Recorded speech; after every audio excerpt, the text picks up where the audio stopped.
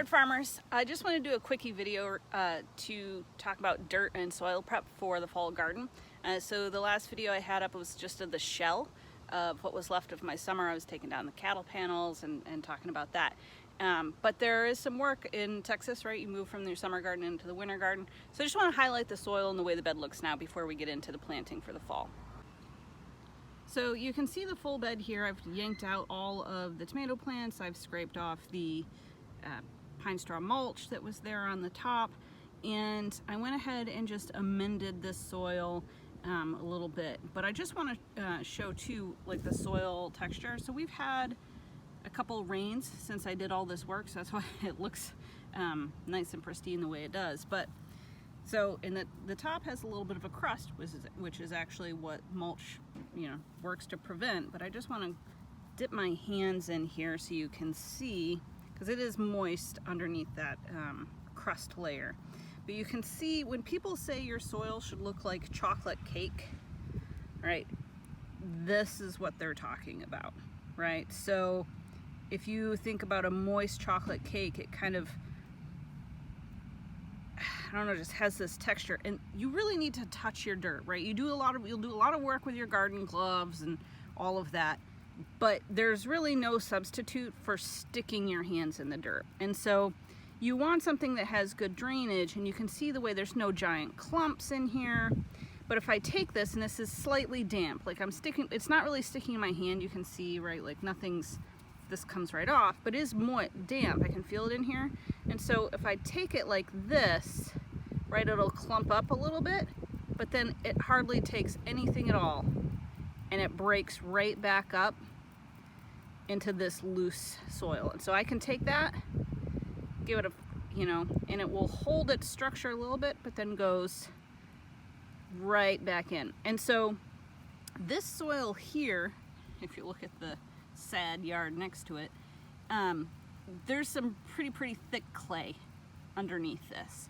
I generally, when I do a raised bed, I don't just put this on top and put new soil in. I do actually try to incorporate some of that subsoil, because I want there to be a little bit of a melt. So this, if you can turn clay soil into something like this, but it typically takes years, right? Like you have to constantly, you're adding compost and just letting organic material get in there to do this work. So just wanted to kind of show you what the bed looks like before I go into planting at all.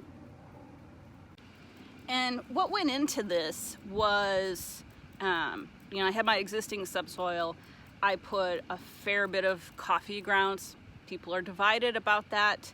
I've found them to be useful. I also try to do this, I try to do my amending a good 30 days before I plant anything, because I want that to actually incorporate into the soil and be even throughout the soil.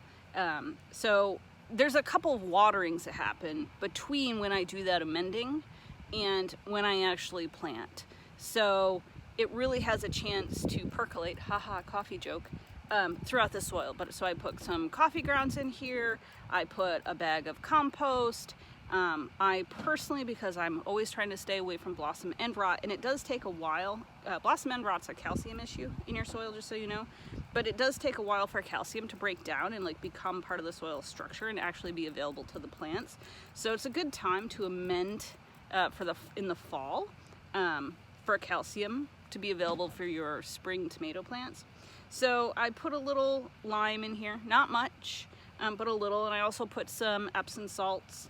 So that's what went into this prep here: Epsom salts, lime, coffee grounds, compost, and old, because what I'm planting in here is greens, old tomato fertilizer, right? So you buy a bag of fertilizer, whatever fertilizer you're doing. I buy organic, and so I label it with the year, but I don't use it all, right? I've got a small space, but then it becomes a couple years old, and I'm not risking that on my tomatoes, right? Like, I don't know if it's still good or if it's going to be good. So when I've got fertilizer that's a couple years old that was intended for the tomatoes, I'll put that in for the fall garden, because the greens just aren't as finicky as fruit-bearing plants. They're just not, right? So what I'm putting in here is going to be kale, lettuces, arugula. Like I don't even think I'm doing any root vegetables this year.